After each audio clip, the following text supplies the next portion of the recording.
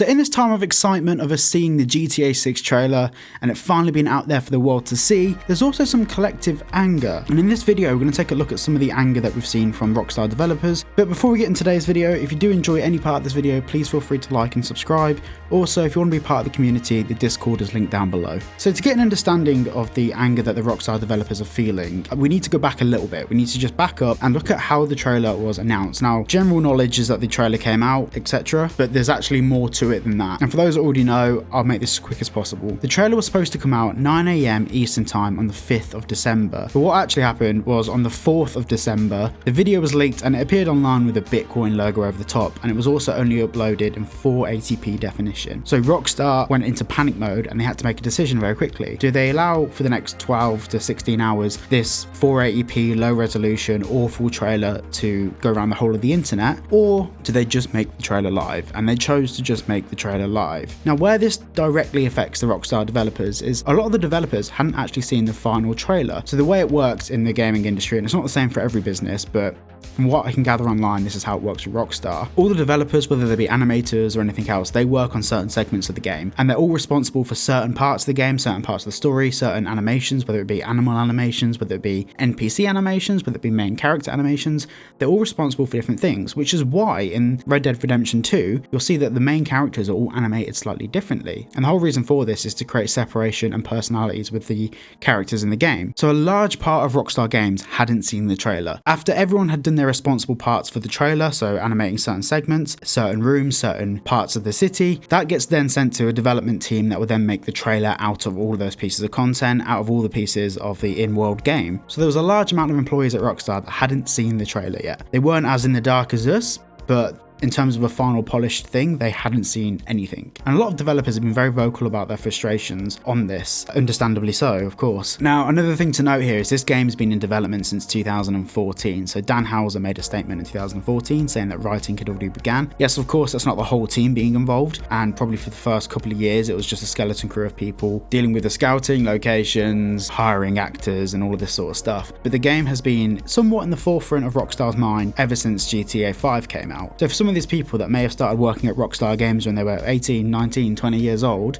that have now got families, kids, a whole different life because of Rockstar Games, and all they've done for the past 9 years or so is dedicate themselves to making the best games possible. The one thing that a lot of them wanted was just to go into work on the 5th of December with their friends, with their colleagues, sit down together and all enjoy watching the fruits of their labour. And that little moment of glory, that 90 seconds of glory, was taken from them. So Rockstar senior gameplay animator Javier Altman said this on X, otherwise known as Twitter, and following that he replied back to that tweet saying, "I was hoping to watch this for the first time tomorrow along with my fellow teammates and co-workers.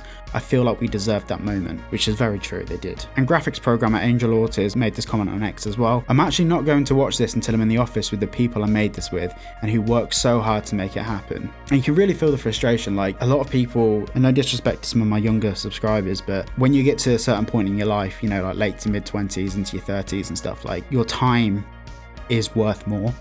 It's not just about collecting that paycheck from Rockstar for some of these people. It's about they are trying to genuinely make something better and bigger than themselves. And that's what Grand Theft Auto 6 represents. I mean, there isn't a single other game in the industry that has the same impact on not just video games, but culture than Grand Theft Auto. I really do feel for these developers. Then we had Rockstar senior programmer Connor was a little louder with his thoughts, and understandably so. And he followed that up with, "Sorry for the rage, but the trailer leak is just so disheartening. I was really looking forward to watching the premiere with everyone." A lot of people were. Then senior gameplay designer Phil said, "Enjoy folks, would have been nice to do this with all of you at the same time." Without like trying to repeat myself, you can really feel the frustration. There's a sense of release that it's out there and the world can see it, but at the same time there's a sense of this isn't how they wanted it to go.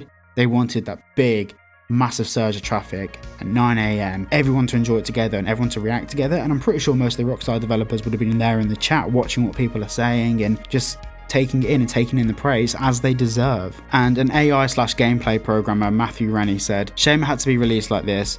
but so excited to finally get to show off what we've been cooking. And that kind of echoes the sense of relief, but it's also a sense of frustration. Like, this isn't how they wanted it to play out. Now, I want to close this video off with like one final thought. Obviously, my channel is built off the back of information, teasers, and sometimes that includes information we get from leaks. And I'm in a really difficult kind of position, because a lot of the content I make is based upon leaks we see, but at the same time I couldn't be so adversely against leaks. It's a really difficult position to be in because my channel's not monetized yet, but maybe by the time you're seeing this it will be.